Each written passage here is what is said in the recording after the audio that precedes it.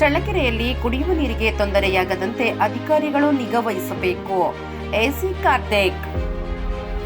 ಬರಗಾಲದ ಪ್ರಯುಕ್ತ ಜಾನುವಾರುಗಳಿಗೆ ಕುಡಿಯುವ ನೀರಿನ ವ್ಯವಸ್ಥೆ ಕಲ್ಪಿಸಬೇಕು. ಅವಶ್ಯಕವಾಗಿ ಎಲ್ಲೆಲ್ಲಿ ಕುಡಿಯುವ ನೀರಿನ ಸಮಸ್ಯೆಗಳು ಗ್ರಾಮಗಳು ಇವೆಯೋ ಅವುಗಳನ್ನು ಪಟ್ಟಿ ಮಾಡಿ ಅತಿ ತುರ್ತಾಗಿ ಕುಡಿಯುವ ನೀರು ಕೊಡಬೇಕು ಎಂದು ಉಪ ವಿಭಾಗಾಧಿಕಾರಿ ಎಂ ಕಾರ್ತಿಕ್ ಹೇಳಿದರು.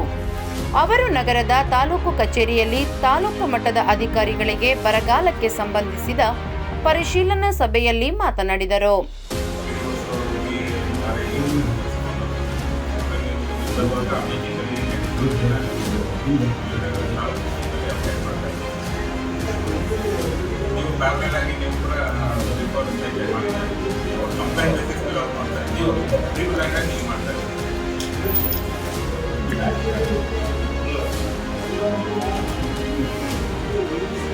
ಪ್ರೈವೇಟ್ ವರ್ಕ್ ನೋಡಿ ಸಿಕ್ಕರೆ ಅದನ್ನು ಮಾಡಿಸ್ಬಿಟ್ಟು ಇಲ್ಲ ಅಂದರೆ ಅದೇ ನಮಗೆ ಆಗ್ತದೆ.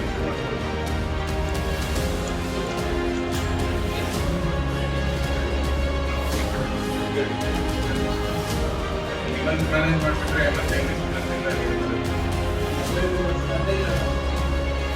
ಚಳ್ಳಕೆರೆ ತಾಲೂಕಿನ 4 ಹೋಬಳಿಗಳಲ್ಲಿ ಯಾವ ಗ್ರಾಮದಲ್ಲಿ ಸಮಸ್ಯೆ ಇದೆಯೋ ಅಂತಹ ಸಮಸ್ಯೆಗಳನ್ನು ಪಟ್ಟಿ ಮಾಡಿಕೊಂಡು ತಕ್ಷಣವೇ ಪರಿಹಾರ ಕಂಡುಕೊಳ್ಳಬೇಕು.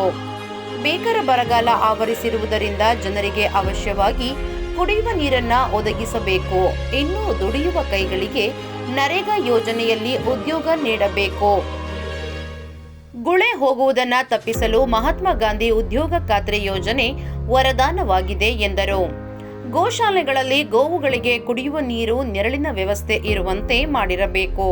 ಕೇವಲ ನೆಪ ಮಾತ್ರಕ್ಕೆ ಅಧಿಕಾರಿಗಳು ಕಾರ್ಯ ಮಾಡದೆ ನೊಂದವರ ಬಾಳಿಗೆ ಬೆಳಕಾಗಬೇಕು.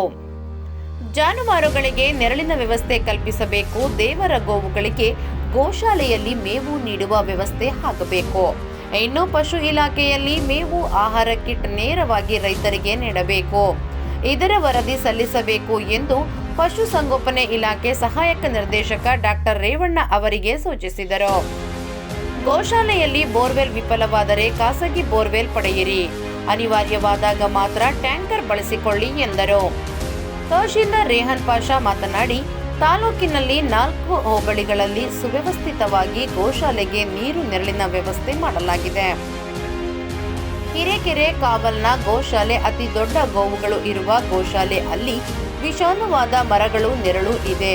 ಸದ್ಯಕ್ಕೆ ಯಾವುದೇ ಕೊರತೆ ಇಲ್ಲ. ಕುಡಿಯುವ ನೀರು ಸರಬರಾಜು ಇಲಾಖೆ ದಯಾನಂದ್ ಮಾತನಾಡಿ, ತಾಲೂಕಿನಲ್ಲಿ ಯಾದಲಗಟ್ಟೆ, ಬಂಡೆ ತಿಮ್ಮಲಾಪುರ, ತಳಕು, ನನ್ನಿವಾಳ, ಕಾರೆಕಾಟ್ಲಹಟ್ಟಿ, ಬಂಗಾರದೇವರಹಟ್ಟಿ ಇನ್ನೂ ಹಲವು ಗ್ರಾಮಗಳಲ್ಲಿ ನೀರಿನ ಸಮಸ್ಯೆ ಇದೆ. ಅದು ತುರ್ತಾಗಿ ಕಾರ್ಯಗತಗೊಳಿಸಲಾಗುವುದು ಎಂದರು. ನೋಡಲ್ ಅಧಿಕಾರಿ ರಾಮಾಂಜನೇಯ ಮಾತನಾಡಿ, ಇನ್ನೂ 1 ತಿಂಗಳು ನೀವು ಕುಡಿಯುವ ನೀರಿನ ಸಮಸ್ಯೆ ಬಗೆಹರಿಸಿದರೆ ಮುಂಗಾರು ಮಳೆ ಬರುವುದು, ನೀರಿನ ಬವಣೆ ತಪ್ಪಬಹುದು ಎಂದರು. ಇದೇ ಸಂದರ್ಭದಲ್ಲಿ ತಾಲೂಕು ನೋಡಲ್ ಅಧಿಕಾರಿ ರಾಮಾಂಜನೇಯ, ತಹಶೀಲ್ದಾರ್ ರೇಹನ್ ಪಾಷಾ, ಕ್ಷೇತ್ರ ಶಿಕ್ಷಣಾಧಿಕಾರಿ ಕೆಎಸ್ ಸುರೇಶ್, ತಾಲೂಕ್ ಪಂಚಾಯಿತಿ ಇಒ ಲಕ್ಷ್ಮಣ್, ಕೃಷಿ ತಾಂತ್ರಿಕ ಅಧಿಕಾರಿಗಳು, ಪಶು ಇಲಾಖೆ ಸಹಾಯಕ ನಿರ್ದೇಶಕ ಡಾಕ್ಟರ್ ರೇವಣ್ಣ, ಕುಡಿಯುವ ನೀರು ಸರಬರಾಜು ಅಧಿಕಾರಿ ದಯಾನಂದ್, ಕಂದಾಯ ಅಧಿಕಾರಿ ಲಿಂಗೇಗೌಡ, ಗ್ರಾಮ ಲೆಕ್ಕಾಧಿಕಾರಿಗಳು ಹಾಗೂ ಪಿಡಿಒಗಳು ಇತರರು ಹಾಜರಿದ್ದರು. ಮತ್ತಷ್ಟು ಸುದ್ದಿಗಳಿಗಾಗಿ ಸಿಟಿ ಚಾನೆಲ್ ಚಳ್ಳಕೆರೆ ಸಬ್ಸ್ಕ್ರೈಬ್ ಮಾಡಿ. ನಮ್ಮ ಚಳ್ಳಕೆರೆ ಟಿವಿಯನ್ನು ಪ್ರತಿದಿನ ಸಂಜೆ 8 ಗಂಟೆಗೆ ವೀಕ್ಷಿಸಿ.